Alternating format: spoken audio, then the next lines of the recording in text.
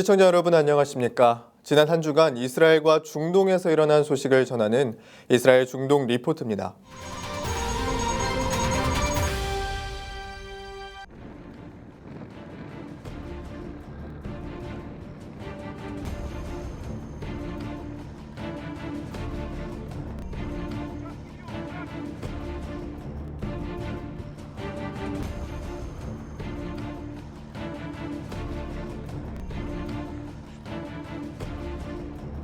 Abi dur. Duman çıkıyor. Gene yakaladık. Tam takip edin.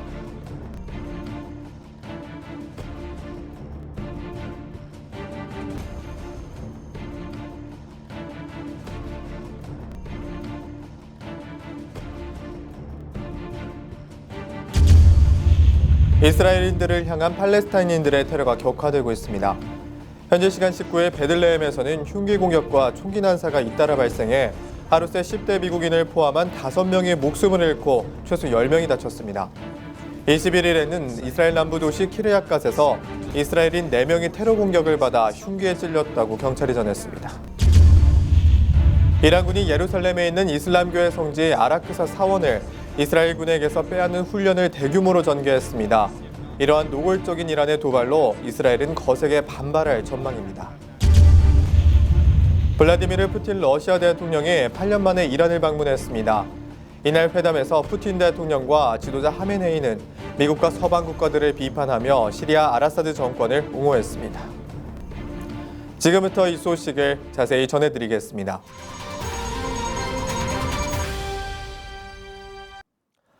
첫 번째 소식입니다.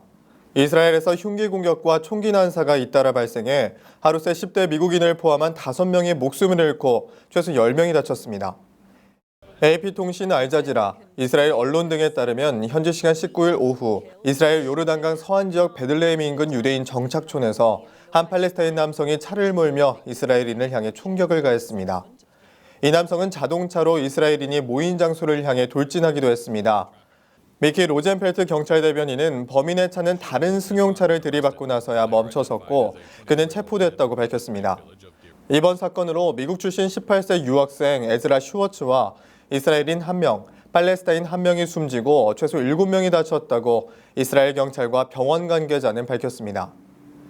앞서 이스라엘 경제적 수도인 텔아비브 남쪽의 한 유대교 상점 건물에서는 팔레스타인의 흉기 공격으로 이스라엘인 2명이 목숨을 잃고 3명이 다쳤다고 이스라엘 경찰이 밝혔습니다. 피해자들은 오후 예배를 위해 이 건물에 모여 있다가 참변을 당한 것으로 전해졌습니다.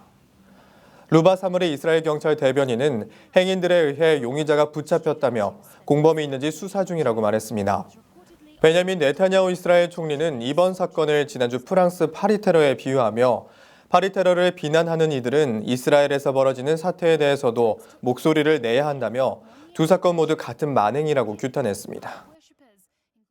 현지 시간 21일에는 이스라엘 남부 도시 키르야갓에서 이스라엘인 4명이 테러 공격을 받아 흉기에 찔렸습니다. 의료진은 공격을 받은 이들이 유대인이었으며 이 중 2명은 심각한 상태라고 전했습니다. 경찰은 이번 사건이 단순한 폭력 범죄가 아니라 이념적 동기를 지닌 테러 공격임이 확인됐다고 주장하며 현장에서 도주한 용의자가 최소한 1명이 있어 그를 추적하고 있다고 설명했습니다. 최근 2개월간 팔레스타인인에 의한 공격으로 이스라엘인 18명이 숨졌으며 이는 대부분 흉기를 사용한 범행이었습니다. 같은 기간에 이스라엘 측 발표로 숨진 팔레스타인인은 84명입니다. 이스라엘 측에 따르면 이 중 52명은 이스라엘 측에 공격을 가하려고 했으며 나머지 32명은 이스라엘군과의 충돌에서 숨졌다고 밝혔습니다. 다음 소식입니다. 이란군이 예루살렘에 있는 이슬람교의 성지 아라크사 사원을 이스라엘군에게서 빼앗는 훈련을 대규모로 전개했다고 현지 언론이 21일 보도했습니다. 언론에 따르면 이란 최정예 혁명수비대 소속 수천 명의 병력이 전날 중부 성지 콤에서 아라크사 사원 점령 연습을 했다고 전했습니다. 동원부대는 바스지 주둔 120여 단으로 아라크사 사원을 그대로 본뜬 모형 건축물에 진격해 장악하고 가상적의 진지를 함락하는 훈련을 펼쳤습니다. 유대인과 무슬림 모두의 성지인 예루살렘에 있는 아라크사 사원은 현재 지속되고 있는 이스라엘과 팔레스타인 간의 유혈 충돌의 시발점이었습니다. 이스라엘을 지구상에서 소멸시킬 상대라고 공언해온 이란은 이스라엘에 맞서온 팔레스타인에 대해 연대감을 수시로 보여왔습니다. 이러한 이란이 노골적으로 이스라엘에 대해 적대적인 도발을 하면서 이스라엘이 거세게 반발할 전망입니다.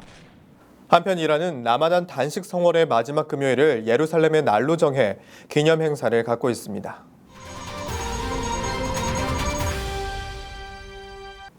다음 소식입니다. 블라디미르 푸틴 러시아 대통령이 8년 만에 이란을 방문했습니다. 러시아 크렘린궁은 푸틴 대통령이 현지 시간 23일 아야톨라 하메네이 이란 최고 지도자와 1시간 30분 동안 경제 협력 문제와 국제 현안에 대해 회담했다고 밝혔습니다. 회담의 주요 주제는 시리아 대응 방안이었으며 푸틴 대통령과 하메네이는 미국과 서방 국가들을 비판하며 시리아 아라사드 정권을 옹호했습니다. 푸틴 대통령은 회담에서 아무도 시리아 국민에게 정부 형태와 지도자에 대해 강요할 수 없다며 오로지 시리아 국민들에 의해 결정돼야 하는 것이라고 밝혔습니다. 하메네이 또한 시리아 대통령은 시리아 국민들로부터 광범위한 지지를 얻고 있으며 미국은 이를 무시할 권리가 없다고 주장했습니다. 한편 푸틴은 이란의 원자력 에너지 개발 프로그램을 위한 러시아의 지원 금지 조치를 해제했습니다. 다음 소식입니다. 러시아 지상군이 처음으로 시리아 공격에 참가해 반군 점령지를 탈환했다고 쿠웨이트 일간지 알라이가 익명의 고위 소식통을 인용해 보도했습니다. 이 신문은 러시아 육군이 지난 주말 시리아 북서부 알그하브 평야에서 급진주의 이슬람주의 반군과 5시간 동안 격전을 벌인 끝에 격퇴했다고 밝혔습니다. 이 작전은 러시아 탱크와 전투기의 지원을 받아 이뤄졌으며 러시아 측 사상자는 전혀 없었던 것으로 전해졌습니다. 신문이 언급한 고위 소식통은 러시아는 지상군을 투입하기 전에 130mm 야포와 전투기를 동원해 집중적으로 공습했다며 시리아 정부군 측은 러시아 장교들의 요청에 따라 전투에 참여하지 않고 군수 지원만 했다고 밝혔습니다. 알그하브 평야는 바사르 아라사드 시리아 대통령의 주요 기반인 라타키아와 접한 것으로 지난달 초부터 시리아 정부군은 러시아 공습과 이란 측의 지상 지원에 힘입어 이곳에서 대규모 지상전을 개시했습니다. 러시아는 지난 9월 30일 시리아 정부군을 지원하려고 공습을 개시했지만 공식적으로는 지상군 파병을 부인했으며 파병 계획이 없다고 말했습니다.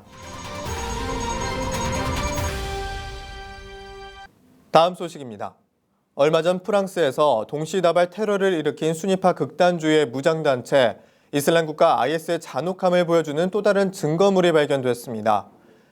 최근 영국 데일리메일 등 서구 언론은 이라크 바그다드에서 인형으로 위장한 급조 폭발물 18개가 발견됐다고 보도했습니다.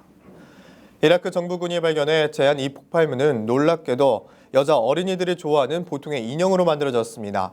중동 언론은 지난해 카르발라 순례길에 나선 시아파가 17,050만 명에 달했다면서 순진한 어린이들에게 예쁜 인형이 폭탄으로 보이지는 않았을 것이라고 밝혔습니다. 이어 이라크 정부군이 인형을 먼저 발견해 해체했으며 피해는 아직 확인되지 않았다고 덧붙였습니다. 이스라엘 중동 리포트 오늘 순서는 여기까지입니다. 시청해주신 여러분 고맙습니다.